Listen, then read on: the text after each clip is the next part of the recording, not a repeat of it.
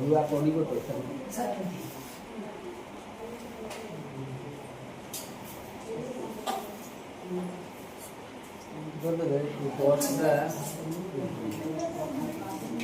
छुटे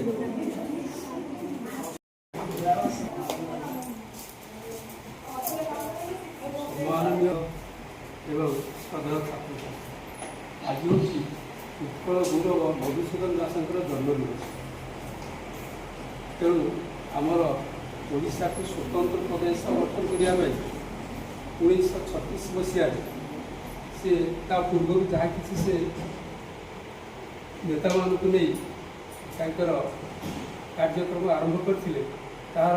फलस्वरूप 1936 मसीह ओडिशा एक स्वतंत्र प्रदेश भाव गठन करा ओडिशा को स्वतंत्र मान्यता दिगला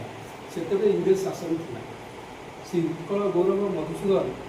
तांकरी जन्मदिवस आज पालन करमर गोटे कथा से लिखिं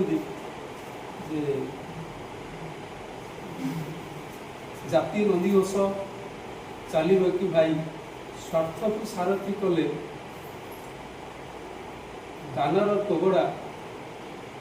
घोड़ा मुखे बंधा थे टाणी कि से जाने से कथा हूँ से कही जाइए समस्ते देशपाई स्वार्थ त्यागी होगा उचित देशर मातृभूमिर मातृभाषार तार सम्मान रक्षा करने उचित मातृभाषा मातृभूमि प्रति जार ममता ना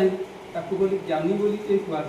ना जदि तुम ज्ञानी हो चाहूँ तो मातृभूमि मातृभाषार मर्यादा रक्षा करने उचित एवं तांकरी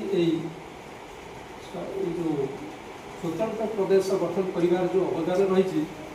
से मन पकई आमे मैंने आम ओडिया जातिर स्वाभिमान को रक्षा करने समस्ते चेष्टा करा उचित ये कहूँ धन्यवाद सर जहाँ अल्प धाड़िक सब कथा सर कहले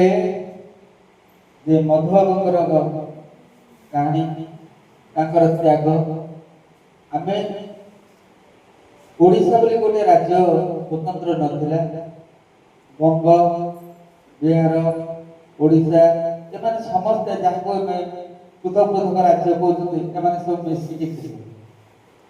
तेणु जमी तुम पढ़ बर्तमान जिला संख्या 30 आम पाठ पढ़ला बेले जिला संख्या 13 बुझीपार कि जिला संख्या 13 आम जो जिला अच्छी आम पुराना जिला था कटक पुराना जिला कटक कटक जिला भांगिकी 4टी जिला किए से ना कटक गोटे जाजपुर गोटे केन्द्रापड़ा गोटे जगतसिंहपुर ताने केते बड़ा अंचल को लेकिन गोटे जिला तेणु गोटे जिला रहा फल कौन होता ना शासन क्षेत्रटा भूषुड़ी पड़ा आगे भी कलेक्टर पाक जावाक चाहूलु कटक को जावाक बहुत कष्ट हो तेणु आम हाथ पाहांत गोटे कलेक्टर पाइबा से राज्य बहुत विस्तीर्ण था विभिन्न राज्य मिश्रण रही तेणु जहा हो स्वतंत्र राज्य में परिणत करते आमर मधु जहाँ जन्म दिया जगता सार कहले जे गोटे राज्य गठन है राज्य समृद्धि देशर समृद्धि जदि आम स्वार्थ को आखिआगे रखा समृद्ध हो पार ना जाति नंदीघोष चलो कि भाई स्वार्थ को सारथी कले